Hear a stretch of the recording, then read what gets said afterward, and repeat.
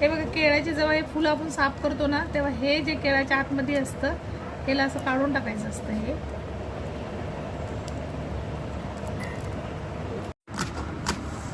बघा, ह्याला या पद्धतीनं बारीक बारीक एकदम बारीक बारीक चिरून घ्यायचं. आता तसं पण माझे मिस्टर बनवणार आहेत ही रेसिपी. हे बघा, आणि हे साफ केलेलं आहे, हे असं काढलेलं आहे याच्यामधून. हे बघा, त्या फुलासाठी मी लावायला मसाला घेतलेला आहे. धनिया पावडर, जिरा पावडर, थोडंसं बेसन आहे, मीठ आहे, हळद आहे आणि किचन किंग मसाला आहे. हे सगळं मी आता मिक्स करून लावणार आहे. हे असं थोडंसं पाणी टाकून ह्याला मिक्स करायचं. बस. मी असं तवा ठेवलेला आहे. हे तेल टाकते. हे असं मी तेल ठेवलेलं आहे आणि तेल गरम होते. हा असा मसाला लावून झालेला आहे. आता मी याला फ्राय करते. बघ ना, असं ना पोटात. हे बघा, असं तेलामध्ये टाकते.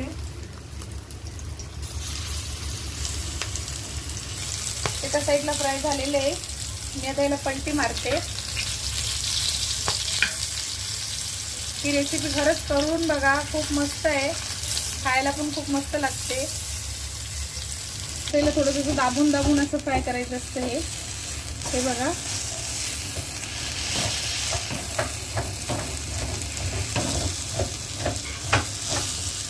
आतमधलं हे असं फ्राय झालेलं आहे फुलाच्या.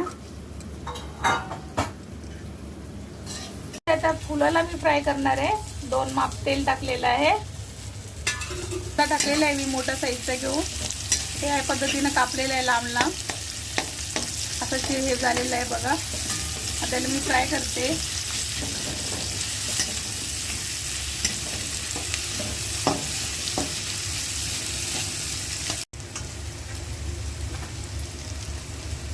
मीठ पावडर, जिरा पावडर,